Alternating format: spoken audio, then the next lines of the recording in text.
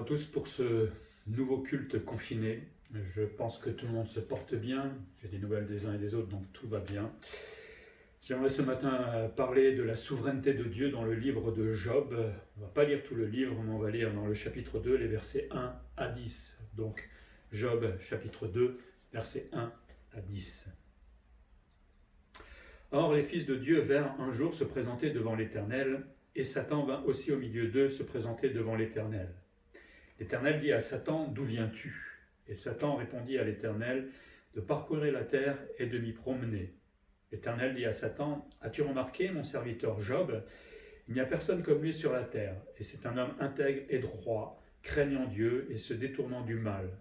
Il demeure ferme dans son intégrité, et tu m'excites à le perdre sans motif. » Et Satan répondit à l'Éternel, « Peau pour peau, tout ce que possède un homme, il le donne pour sa vie.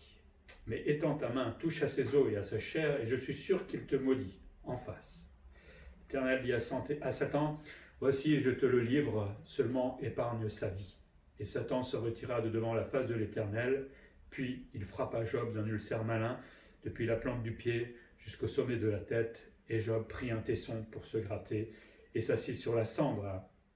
Sa femme lui dit, « Tu demeures ferme dans ton intégrité, maudis Dieu, et meurs. » Mais Job lui répondit, « Tu parles comme une femme insensée. Quoi, nous recevons de Dieu le bien, et nous ne recevrions pas aussi le mal. » En tout cela, Job ne pécha point par ses lèvres. On connaît tous le commencement de ce livre de Job, au chapitre 1, où Satan de la même manière se présente devant Dieu et demande d'éprouver Job, et finalement il va perdre ses serviteurs, sa famille, tout ce qu'il possède. Et là dans le chapitre 2, en plus c'est la santé qui va l'affecter, pauvre Job, épreuve difficile. Mais c'est là où on peut parler de la souveraineté de Dieu justement, parce que nous acceptons la souveraineté de Dieu en théorie. Aucun problème, nous le savons, Dieu est souverain, il fait ce qu'il veut, mais la pratique, là, c'est différent. Parce que Dieu peut faire ce qu'il veut avec le monde, il est souverain, nous sommes d'accord en tant que chrétiens, mais avec ma propre vie, est-ce qu'il a le droit ?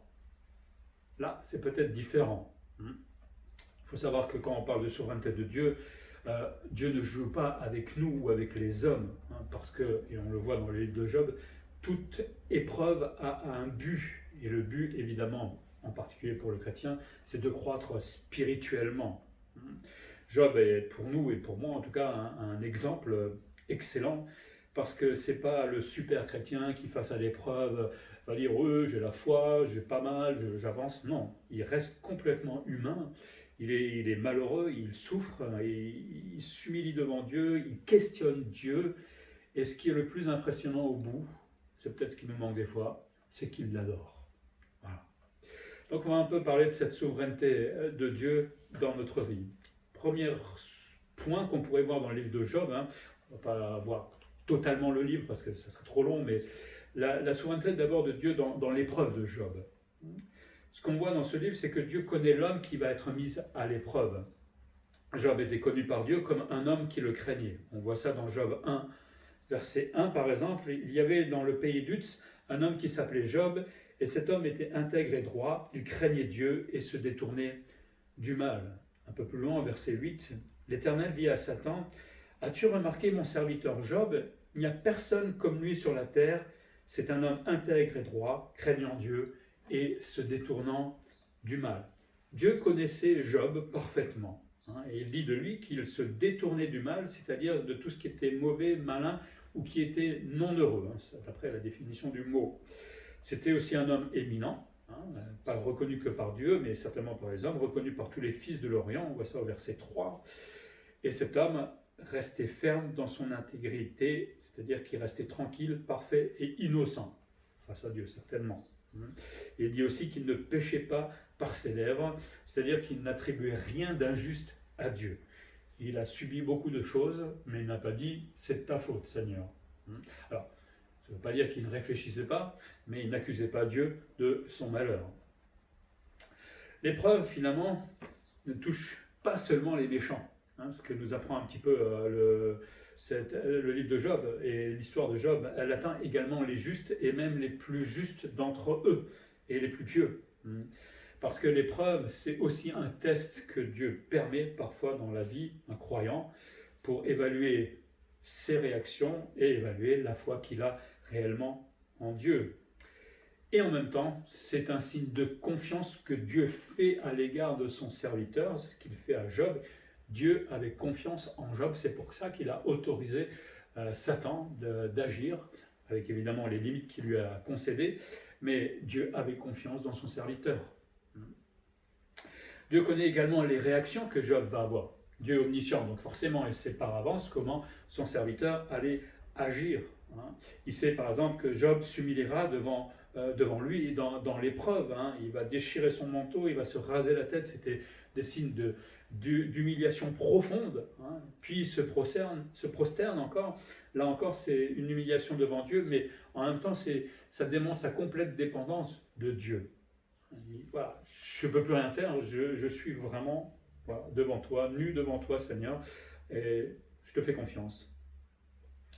Dieu sait aussi que Job va l'honorer, parce que dans son malheur, Job va dire, au chapitre 1, verset 21, « L'Éternel a donné et l'Éternel a ôté, que le nom de l'Éternel soit béni. » Dans la pire des épreuves que l'homme peut connaître, Job était en train d'adorer Dieu. C'est là où on voit la vraie adoration. C'est pas la louange, les chants, les jolis chants, ça c'est facile. Mais là, dans le pire de ce que l'homme peut vivre, il est toujours soumis à Dieu et il l'adore. Voilà la plus pure, j'ai envie de dire, des adorations, c'est que quoi qu'il arrive, Dieu reste mon souverain, j'accepte ce qu'il veut pour moi et voilà, je l'adore, même quand tout va mal. Pas évident. Prochaine fois qu'on dit qu'on va adorer, pensons à Job. La vraie adoration, c'est bien autre chose que ce que l'Église nous montre en ce moment. Job accepte l'épreuve, la souveraineté de Dieu dans sa vie. Il sait qu'il ne peut pas y échapper. Et c'est peut-être là le réflexe qu'on a des fois, c'est qu'on se dit on va avoir un moyen d'échapper à l'épreuve, quand on lutte contre, quand on se dérobe. Mais Job avait compris, mais je ne peux rien faire. Il faut que j'accepte tout simplement l'épreuve. Il faut que j'accepte que Dieu le permet. Il faut que j'accepte le temps aussi que Dieu va le permettre. Je ne peux pas y échapper de toute façon. À quoi ça sert de me battre contre Dieu ou contre je ne sais pas quoi? Mais cela ne signifie pas qu'il ne se posait pas des questions. Et on connaît le livre de Job, un dialogue va se mettre en place entre Job et Dieu vers la fin surtout. Et ce sera évidemment très utile pour Job. Et nous, si ça devait nous arriver, est-ce qu'on est assez mûr pour accepter la souveraineté de Dieu dans notre vie? Pas la souveraineté théorique de Dieu qu'on est prêt à accepter le dimanche matin, la vraie souveraineté en pratique. Et cette pratique est souvent au travers de l'épreuve. Parce que pour grandir, on le sait, il faudra passer par ces difficultés parfois. Mais la question, c'est de savoir, est-ce qu'on est prêt à l'accepter? On est toujours prêt à lutter contre, ça c'est sûr, mais on n'est jamais prêt à l'accepter. C'est, comme je dis souvent, tout ce que je fais aujourd'hui me prépare pour demain et pour l'épreuve qui doit venir. Et le Seigneur nous demande justement d'avoir une relation quotidienne avec lui pour faire grandir cette relation avec lui, mais aussi surtout pour me préparer à ces grands défis de la vie. Est-ce que je suis prêt? Si Dieu permet la tentation, il est dit dans la Bible qu'il ne tente non plus personne. Dieu autorise par exemple, on le voit dans le livre de Job, des personnes pour tenter d'autres personnes. On voit par exemple Satan, on en parlait un petit peu tout à l'heure, qui est connu comme le tentateur par excellence. Dans l'Apocalypse, il est appelé l'accusateur des frères. Oui, il va devant Dieu et accuse le chrétien même de ses péchés. Et il n'a pas tort, des fois. Mais là, par contre, il s'est planté. On verra ça tout à l'heure. Notre tentatrice, j'ai envie de dire, la femme de Job, qui lui dit bon, allez, maintenant, c'est bon, t'es malade, t'as tout perdu, c'est plus la peine de vivre, maudit Dieu et meurs. Et comme ça, c'est réglé. D'une autre manière, fais ce que Satan voudrait te voir faire. Cette femme n'était pas très bonne conseillère à ce moment-là. Et puis, on connaît les amis de Job qui vont venir discuter avec Job, et dans la plupart des cas, ils vont plutôt aller le culpabiliser avec leurs jolis discours plutôt que l'aider. C'est vrai que sans la Bible, sans la sagesse de Dieu, c'est pas évident d'aider, on fait avec ce qu'on a. Mais bon, en même temps, on peut un peu réfléchir. quand on va aider une personne, préparons-nous et dans la mesure où on peut, ne disons pas n'importe quoi et restons bibliques. N'allons pas au-delà de ce que Dieu dirait lui-même. Donc Dieu autorise parfois des gens pour tenter quelqu'un, ou nous tenter nous en tant que chrétiens, mais Dieu permet aussi l'épreuve dans notre vie et les tentations parfois parce qu'il a des buts dans cela, on l'a dit au début, mais en tout cela, Dieu ne tente personne. Jacques 1,13, il dit que personne, lorsqu'il est tenté, ne dise « c'est Dieu qui me tente », car Dieu ne peut être tenté par le mal et ne tente lui-même personne. Dieu ne vient pas me tenter, il permet qu'on soit tenté, mais ce n'est pas lui-même qui va me tenter. Mais avec la tentation, on nous dit 1 Corinthiens 10, 13, « Aucune tentation ne vous est survenue qui n'ait été humaine, et Dieu qui est fidèle ne permettra pas que vous soyez tentés au-delà de vos forces, mais avec la tentation, il préparera aussi le moyen d'en sortir, afin que vous puissiez la supporter. » Dieu ne tente personne, parce que Dieu ne peut pas faire le mal, mais il autorise des fois certaines épreuves dans notre vie pour que, à force d'épreuves, on apprenne aussi à s'en sortir. Vous savez, plus on a d'épreuves, plus on va apprendre à compter sur Dieu, plus on va apprendre à être dépendant de Dieu, plus on va apprendre à la supporter, évidemment, plus on va devenir victorieux dans ces situations-là. Donc, ça nous arrivera un jour, des épreuves. On en a une en ce moment, c'est peut-être pas la pire encore pour l'instant, mais c'est une épreuve aussi. Mais si l'épreuve vient nous frapper un jour, en pensant à Job, souvenons-nous que Dieu est au courant. Et que si ça nous tombe dessus, Dieu le savait déjà il y a des millions et des milliards d'années. D'accord ? Donc ça me rassure dans un sens, c'est que s'il y a des choses extraordinaires ou terribles dans ma vie qui se passent, Dieu est au courant. Et parce qu'il est au courant, je peux me dire, tiens, il va m'aider aussi. Et il va m'assister dans cette difficulté. Et c'est aussi comment je vais réagir, puisqu'il est omniscient. Et il sait aussi que cette épreuve, je peux aller jusqu'au bout. Donc, en fait, quand j'ai une épreuve, elle n'est jamais au-delà de mes forces. C'est juste à moi de l'accepter, d'accepter que Dieu est à côté de moi, d'accepter que Dieu le permet. Et allons-y, marchons dans cette épreuve jusqu'à ce que le Seigneur l'arrête, jusqu'à ce que le Seigneur me donne aussi la force pour me relever et aller jusqu'au bout des difficultés. On a de la chance d'avoir un Dieu qui nous aide dans les grandes difficultés. Profitons-en. Deuxième chose, concernant la souveraineté de Dieu dans le livre de Job, c'est cette souveraineté de Dieu sur Satan. Dieu autorise Satan. Plein de questions dans ma tête. Pourquoi il l'autorise ? Ça serait tellement plus simple qu'il ne l'autorise pas, mais bon. Dieu autorise Satan, mais Dieu va démontrer aussi sa supériorité sur le diable. Et heureusement qu'on a ce texte-là. Satan ne peut pas agir sans son autorisation, sans l'autorisation de Dieu. Donc il reste complètement dépendant de la volonté de Dieu. Dieu, toutefois, lui permet d'agir. Qui sommes-nous pour juger le roi des rois ? C'est pas moi qui vais dire à Dieu souverain, roi des rois, ouais, mais pourquoi tu... S'il a décidé, c'est qu'il a une bonne raison, un jour on nous l'expliquera. De la même manière, il laisse faire les hommes, la guerre, etc. Mais un jour, tout ça sera jugé, évidemment. Dans Job, au chapitre 1 et 2, on voit Satan qui se présente devant le trône de Dieu. Il semble qu'il ait un accès au ciel encore aujourd'hui, mais ça s'arrêtera. En tout cas, c'est dans Apocalypse 12, 7 à 8. Et il dit, il y eut guerre dans le ciel.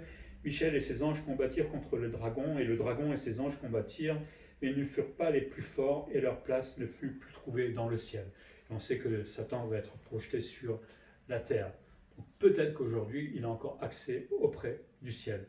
C'est curieux de voir le mal dans sa pire dimension accoster ou se présenter devant la sainteté parfaite. Contraste. Mais en même temps, cette image nous permet de positionner chacun. On voit Dieu en tant que majesté de toute éternité et Satan, un ange qui a été créé.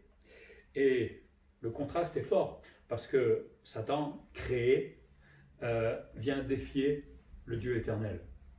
Ça nous rappelle nous-mêmes des fois, petit homme que nous sommes, quand nous refusons par exemple l'épreuve, on se présente devant Dieu en disant « j'en veux pas, non, t'as tort, tu te trompes, l'épreuve c'est peut-être pour quelqu'un d'autre, c'est pas pour moi, là t'as trompé d'adresse à mon avis. » On défie un peu Dieu aussi de cette manière-là. Alors, on est des humains, je le sais, mais à y réfléchir, est-ce que quand on parle de la souveraineté de Dieu, on s'y plie vraiment? Et vite, c'est ça la question. Là, par rapport à Satan, on voit que Dieu limite le diable dans toutes ses actions et dans tous ses projets. Dieu va autoriser Satan à attaquer Job. Il y avait un objectif derrière pour Dieu, mais il lui interdit une chose, c'est de le faire mourir. Il a mis la limite.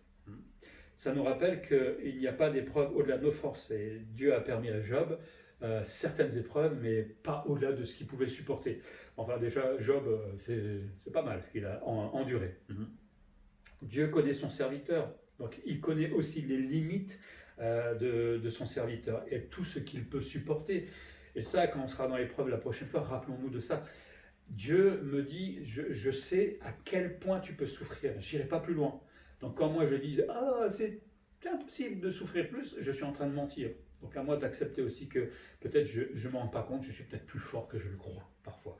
Mais on préfère évidemment se plaindre et chouiner plutôt que d'accepter d'aller plus loin. Dieu limite aussi les dégâts que Satan va occasionner ou peut occasionner. Et là, on peut voir un peu comment le diable agit en fait. Par exemple, on voit dans le chapitre 1, il va utiliser des peuples pour arriver à ses fins, les Sabéens et les Chaldéens qui vont venir. Il va aussi employer la nature, puisqu'il est dit que le feu de Dieu, certainement la foudre, va tuer les brebis et les serviteurs. Il se sert encore de la maladie, puisque Satan va frapper Job d'un ulcère malin. Voilà comment le diable agit. Il a certains pouvoirs, il semblerait, et il les utilise justement pour nous embêter, nous, les chrétiens, et les hommes aussi en général.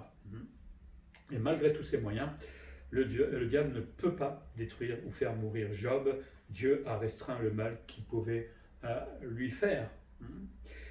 On peut se dire que Dieu aussi ne permet qu'une épreuve après l'autre. Une petite anecdote, avez-vous entendu parler de l'horloge qui fit une dépression? Un jour, elle commençait à penser à combien de fois elle devait tic-taquer pendant l'année. En calculant à partir de 2 tic-tac par seconde, 120 par minute, 7200 fois par heure, 172 800 par jour et 1 209 600 chaque semaine, l'horloge se rendit subitement compte qu'elle devait tic-taquer plus de 63 millions de fois pendant les 12 prochains mois. Plus elle y pensait, plus elle devenait anxieuse. En fin de compte, l'horloge devint tellement affolée qu'elle fit une dépression. Confiant son problème à un psychiatre, pour horloge certainement, l'horloge se plaignit qu'elle n'avait pas la force de tic-taquer si souvent. Le médecin lui répliqua, mais combien de tic-tac devez-vous produire à la fois? Et l'horloge répondit, seulement un. Eh bien, contentez-vous de faire un tic-tac à la fois et ne vous inquiétez pas du prochain, lui conseilla-t-il. Vous vous portez bien, je suis certain. Tout ça pour dire, avec un peu d'humour évidemment, que nous n'avons qu'une épreuve après l'autre. On n'a pas 50 000 épreuves en même temps et Dieu ne le permettra pas. Et ça nous rassure aussi. Donc j'ai une épreuve, je l'accepte, je la vis avec l'aide de Dieu. Et ensuite viendra une autre épreuve certainement. Mais Dieu ne permet pas que nous soyons écrabouillés d'épreuves à tel point qu'on ne puisse pas la vivre. Une épreuve après l'autre, et chaque épreuve va nous permettre juste de grandir un peu plus dans notre foi. En fait, il faudrait beaucoup d'épreuves, comme ça on sera fort spirituellement. Mais ça, je ne suis pas sûr que tout le monde le veuille. Moi le premier, certainement. Mais Dieu va aussi, dans cette souveraineté qu'il a sur le diable, lui donner des leçons au travers de livre de Job. Il va lui montrer 2 erreurs en tout cas. L'accusateur, qui se plaisait à accuser Job, accuse Dieu de protéger aussi. Il accuse aussi Dieu de protéger Job et de le bénir. Donc c'est pour ça que Job te loue, parce que tu le bénis, tu as vu toutes les richesses qu'il a. Forcément, il ne peut que te louer et t'aimer. Qui n'aime pas quelqu'un qui bénit? Il croit que si Dieu lui enlevait tout ce qui lui appartient, d'un seul coup, Job le maudirait. Alors c'est peut-être valable pour des gens, mais pas pour Job. Là, Satan nous montre aussi une chose, c'est qu'il n'est pas omniscient. Lui ne savait pas la finalité de l'épreuve. Il faisait comme Job, il ne pouvait pas avancer plus vite que Job, mais Dieu, lui, était omniscient et savait tout. Et c'est peut-être pour ça que le diable, il ne sait pas qu'il est perdu. Enfin, en tout cas, il vit peut-être comme s'il n'était pas perdu, puisqu'il connaît la parole. Donc, il sait qu'il y a une fin pour lui, mais bon. La deuxième erreur qu'il fait, c'est que Satan pense que toucher à la santé en fait, de Job le pousserait à renier Dieu. Il a commencé dans le chapitre 1 avec tous ses biens, ses enfants, sa famille. Ça n'a pas marché, donc il se dit maintenant on va l'atteindre lui, puisque l'extérieur n'est pas blessé, on va le blesser de l'intérieur avec cet ulcère. Et donc peut-être qu'il va renier Dieu parce que là il souffre trop. Même si la femme, on a vu de Job, va tomber dans le panneau, lui, Job, va rester fidèle malgré la douleur qu'il devait endurer. 2 fois, Satan s'est trompé. Chaque fois qu'il a accusé Dieu ou Job, chaque fois il s'est planté parce que Job va rester fidèle à Dieu malgré tout. Bon, on ne va pas dire c'est grâce à Job ou à sa force intérieure, c'est grâce à Dieu qui lui a donné aussi les moyens d'aller jusqu'au bout. Maintenant, Job a sa réaction aussi. Et nous-mêmes, nous avons nos réactions dans les moments d'épreuve.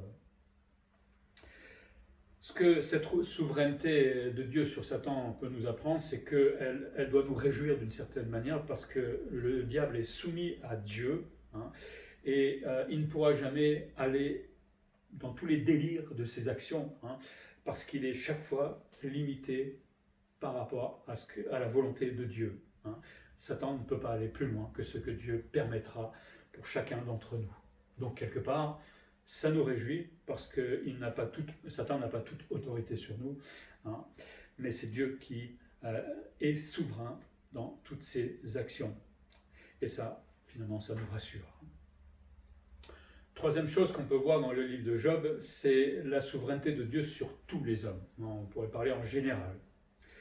Alors on va généraliser un peu ce que Job a vécu. Aujourd'hui, c'est un petit peu ce qui se passe aussi. Dieu enlève nos biens, mais pour notre bien, parfois.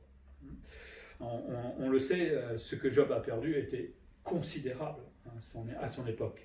Il va perdre tous ses enfants, terrible, tout son troupeau, toute sa santé, c'est-à-dire tout ce que l'homme peut avoir, finalement. Dieu a donné, mais Job accepte aussi que Dieu a le droit de tout reprendre. On rappelle que ce que nous possédons, c'est pas à nous, d'une certaine manière. Bon, certes, on y a travaillé pour, parce que le Seigneur nous a aidés aussi, nous l'a permis, mais si le Seigneur se plaisait à enlever tout ce que nous avons, maison, famille, santé, comment est-ce qu'on réagirait ?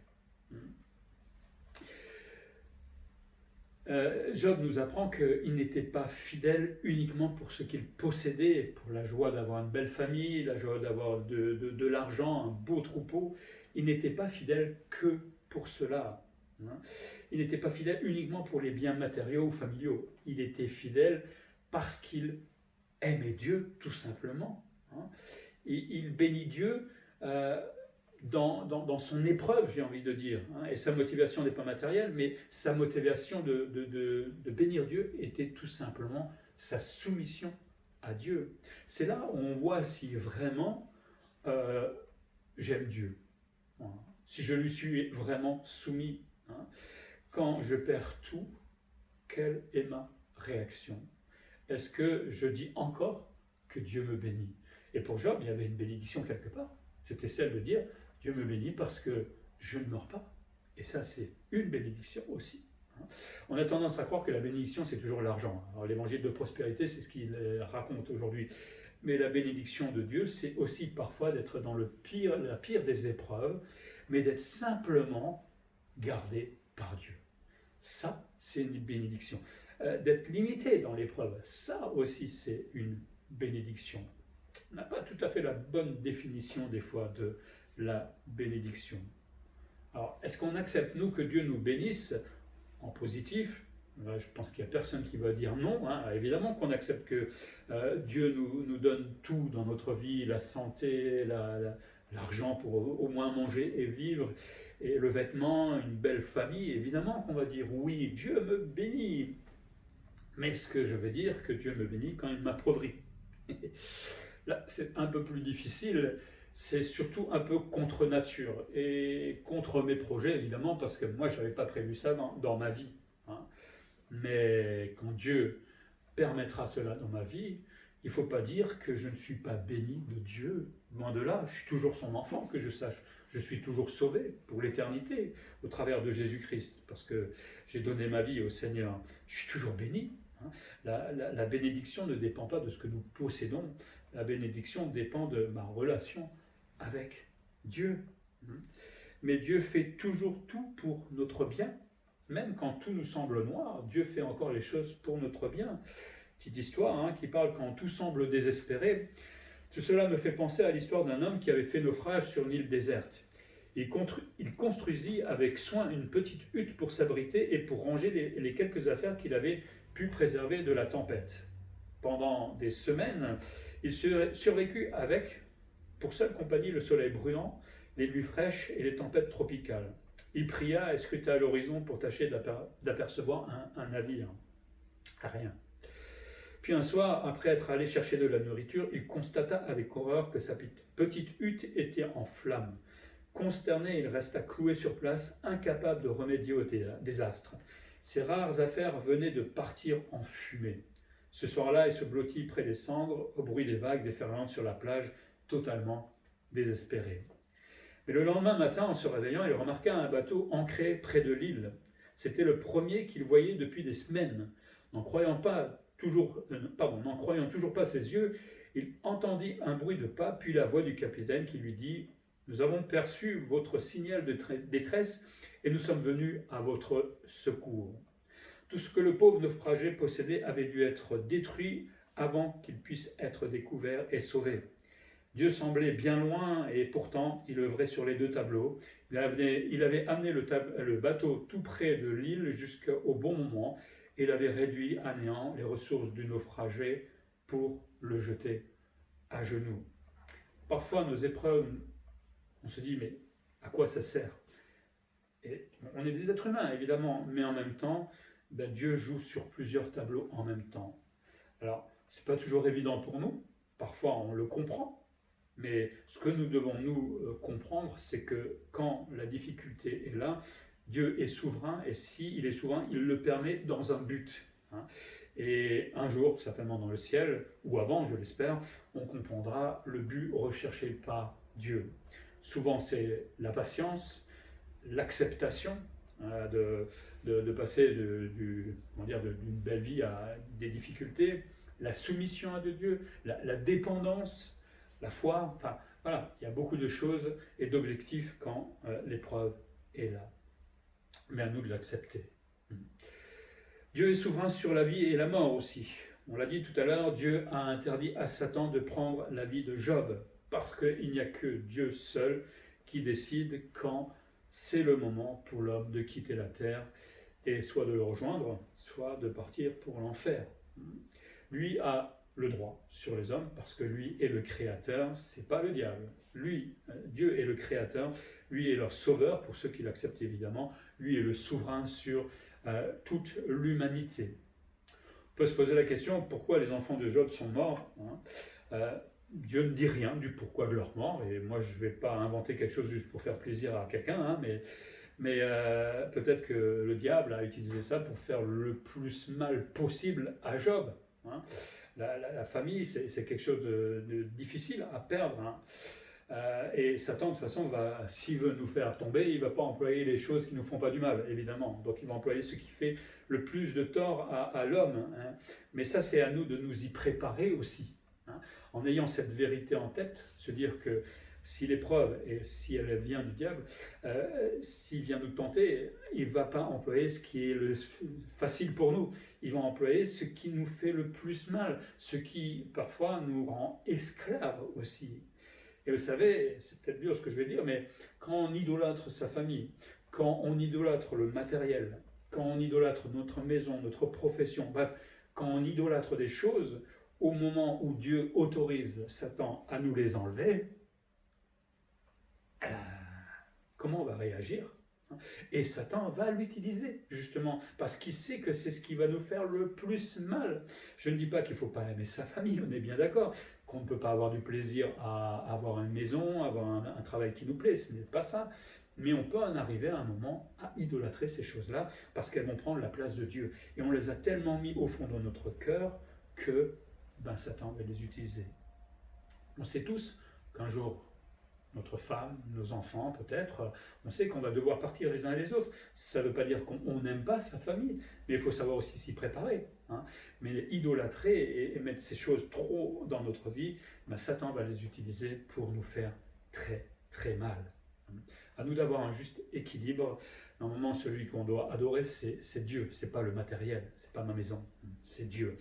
Et quand Dieu est placé en premier, puis la famille, etc., alors les choses se rééquilibrent et le diable ne trouvera pas là une occasion de chute. Mais à moi de me préparer à cela. Dieu bénit, mais il ôte aussi la bénédiction. Hein, on l'a dit, Dieu protège et bénit Job durant sa vie. Il l'a béni par de nombreux troupeaux, par une grande famille, par une prospérité. Hein, mais Dieu peut aussi tout enlever. Et on l'a dit, il s'agit là aussi d'une forme de bénédiction. Job, lui, était prêt à accepter cette situation, puisqu'il le dira, hein, Dieu m'a donné, Dieu a tout repris, que le nom de l'Éternel soit béni. Lui était prêt, justement. Il n'idolâtrait pas sa famille, il n'idolâtrait pas son troupeau. Il aimait Dieu, il adorait Dieu. Et c'est pour ça qu'il a pu traverser aussi cette épreuve. Mais ce qui est surtout formidable, c'est que dans ces épreuves, Dieu va changer l'épreuve en une belle victoire. Si le diable a accusé Job, ben Dieu va révéler et affermir la foi de son serviteur. Vous connaissez un peu tous la discussion qui va avoir lieu au fur et à mesure, et surtout vers la fin. Job, dans cette relation qu'il avait avec Dieu, va connaître encore plus Dieu à la fin. Et ça, c'est formidable de se dire qu'après l'épreuve, je connais encore davantage Dieu. On ne peut pas se contenter de ce qu'on connaît de Dieu aujourd'hui. C'est dans l'adversité, dans la difficulté qu'on voit que Dieu est effectivement à côté de nous et qu'il peut nous aider à tout supporter. Parce que la vraie bénédiction, c'est aussi celle de connaître Dieu. Ça, c'est une bénédiction. Quelqu'un écrivait en parlant d'apprendre à le connaître, il utilise nos épreuves pour nous aider à comprendre que nous le connaissons pas aussi bien que nous croyons et pour nous attirer plus près de lui. L'épreuve me permet déjà de réaliser que je croyais connaître Dieu, mais finalement, peut-être pas autant que ça. Maintenant, je vais apprendre à le connaître davantage, plus. Mes yeux vont le voir, entre guillemets, dans son action. Et ça, par rapport à une maison, par rapport, je ne sais pas, à ce qu'on peut posséder, ben, connaître Dieu encore davantage, si on pouvait le voir. Physiquement, j'ai envie de dire, bon, on ne peut pas normalement, mais à cause de notre péché, mais connaître davantage Dieu, ça, c'est une réelle bénédiction. Parce que, fort de cette connaissance de Dieu, mais on se balade dans la vie ensuite. Tout peut m'arriver, parce que Dieu est à côté de moi, Dieu va m'aider. Dieu a dit que c'est pas si compliqué de traverser l'épreuve. On va pleurer certainement, mais il est là pour sécher mes larmes et on va avancer devant. Connaître Dieu, c'est une réelle bénédiction. Alors, pour ceux qui veulent le connaître plus avant les épreuves, vous avez la Bible, lisez-la 4, 5, 6 fois, en entier évidemment, dans tous les chapitres, dans tous les versets, et là déjà vous aurez une certaine connaissance de Dieu. Mais c'est vrai, ça reste souvent théorique, mais c'est extrêmement utile au moment où la pratique se mettra en place. Et c'est là où je vais voir ce que j'ai appris dans la Bible se réaliser réellement et concrètement dans l'épreuve. Voilà une belle bénédiction de Dieu. Et si Dieu permettait ce qui arrivait à Job dans ma vie, alors peut-être, comme on l'a dit, les épreuves ne vont pas au-delà de nos forces, mais le pic, il est le même pour tout le monde. C'est limite pour chacun d'entre nous. Et si Dieu permettait cela dans ma vie, perdre ma maison, perdre mes enfants, etc., quelle va être ma réaction vis-à-vis de Dieu? Alors je ne parle pas de la première réaction au début, parce qu'évidemment, on peut être tous un peu choqués, mais de la relation que j'ai eue avec Dieu jusqu'à présent va dépendre ma réaction. Et si j'ai de la haine, si j'accuse Dieu, si je hurle après lui, on sait à peu près la relation que vous aviez juste avant avec lui. Où est-ce que j'aurai de l'adoration? Alors évidemment, l'adoration qu'a Job, elle ne vient pas comme ça. Il ne s'agit pas d'être un super héros, mais il y a dans l'épreuve et dans l'acceptation de l'épreuve, il y a des paliers. Et au fur et à mesure, je pense qu'on peut arriver à un moment à l'adoration. C'est pas comme ça. Mais c'est quand même toujours mieux d'essayer d'aller vers l'adoration que s'arrêter dans la haine et dans la colère contre Dieu. Parce que de toute façon, ça ne changera rien.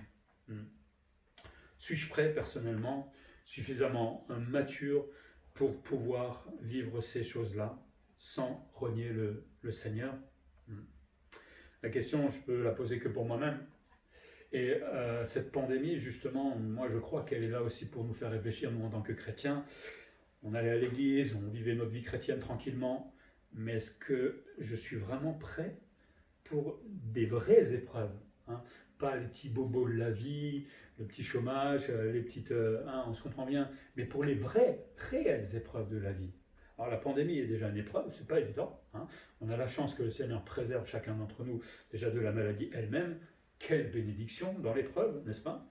Mais est-ce que je suis prêt à une vraie épreuve? Est-ce que je suis prêt à adorer le Seigneur pendant cette épreuve-là? Heureusement que Dieu nous maintient éveillés. Hein. Quelqu'un écrivait par rapport à cela, en parlant des virages de la vie, il écrivait en Amérique du Nord, où les routes se construisent aisément à travers les plaines, les ingénieurs trouvent bon de ponctuer les longs rubans de route de légers tournants, là même où cela ne serait pas nécessaire. Pourquoi le font-ils? Tout simplement pour maintenir le conducteur en éveil. Une route trop droite, dépouillée de tout tournant, ne manquerait pas de favoriser la somnolence du conducteur, enfoncé confortablement dans son siège. Ainsi, les courbes de la route existent pour son bien. De même, les circonstances adverses maintiennent en éveil la vigilance spirituelle.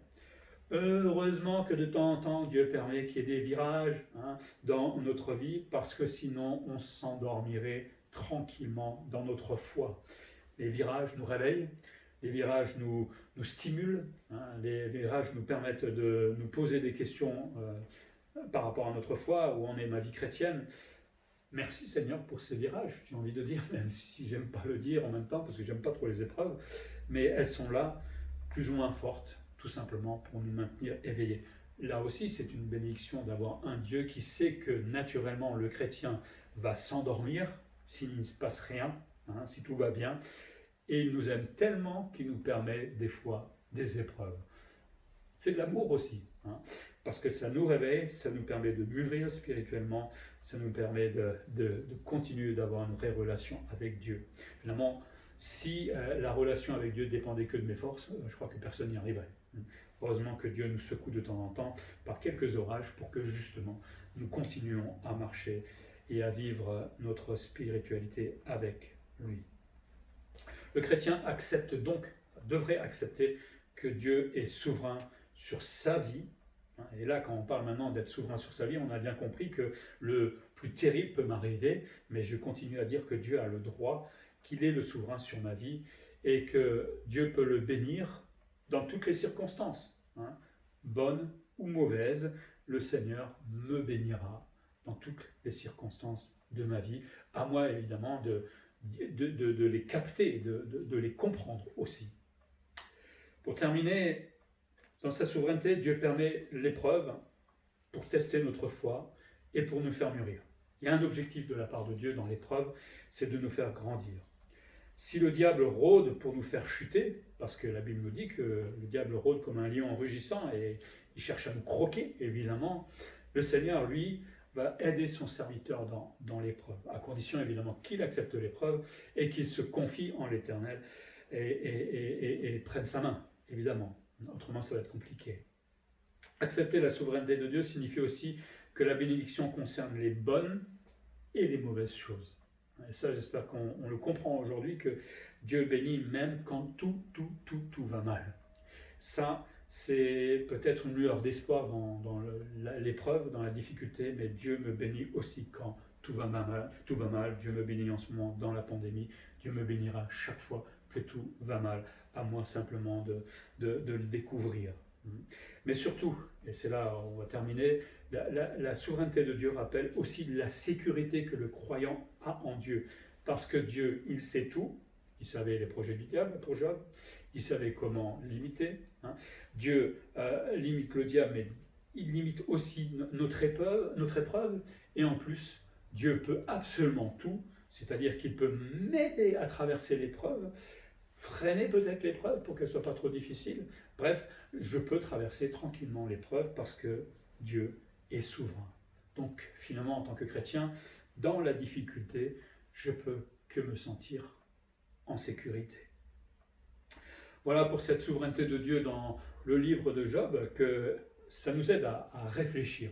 On a des bons moments de réflexion et on a un peu le temps de se dire, ok, je connais la souveraineté de Dieu en théorie, mais maintenant, si ça devait se faire en pratique, où est-ce que j'en suis? Bonne occasion de se mettre peut-être à genoux et de demander au Seigneur de nous le révéler, montrer où j'en suis avec lui, et de commencer tout doucement à apprendre à vivre cette souveraineté de Dieu, à l'accepter dans ma vie, quoi qu'il arrive, et à se rendre compte que nous sommes et bénis et en sécurité avec Dieu. Que Dieu nous aide dans ce domaine-là et surtout en temps de pandémie. Prions. Seigneur, merci pour le livre de Job qui est tellement important pour nous en tant que chrétiens, de découvrir un peu ce qui se passe dans l'invisible, et en voyant l'épreuve de Job, en voyant le diable aussi qui rôdait pas loin de lui et qui cherche à le détruire, nous voyons aussi toi, majesté, tout-puissant, créateur, souverain sur toutes choses et particulièrement sur le diable et sur notre vie. Et merci pour ce livre qui nous rappelle qu'il n'y a pas d'épreuve au-delà de nos forces, qui nous rappelle combien dans l'épreuve tu es juste à côté de nous, combien ces épreuves vont être limitées à ce que nous sommes capables de supporter parce que tu le sais, à nous rendre compte combien finalement nous sommes entre tes mains pleines d'amour pour nous protéger, nous accompagner et nous sortir victorieux de toute épreuve et encore plus fort dans notre foi. Seigneur, nous n'aimons pas les épreuves, c'est vrai, moi le premier, mais tu les utilises pour nous faire grandir, alors apprends-nous à les accepter, apprends-nous aussi à accepter cette pandémie en ce moment et la difficulté de ne pas pouvoir nous voir entre chrétiens à l'église, c'est vraiment difficile pour moi par exemple, mais voilà, apprends-nous à être patients et à simplement nous rendre compte combien nous sommes bénis chaque jour. Nous prions pour que cette humanité se rende compte aussi que tu es souverain, qu'elle cesse d'agir seule, mais qu'elle fléchisse le genou un jour devant toi et s'humilie. Peut-être que cette pandémie s'achèverait un peu plus vite, je ne sais pas, mais aide-nous à être des témoins et donne-nous des occasions justement de parler de toi et tout particulièrement de cette souveraineté sur ce monde et sur la vie de chacun. Que ton nom soit glorifié, Seigneur, en Jésus-Christ. Amen.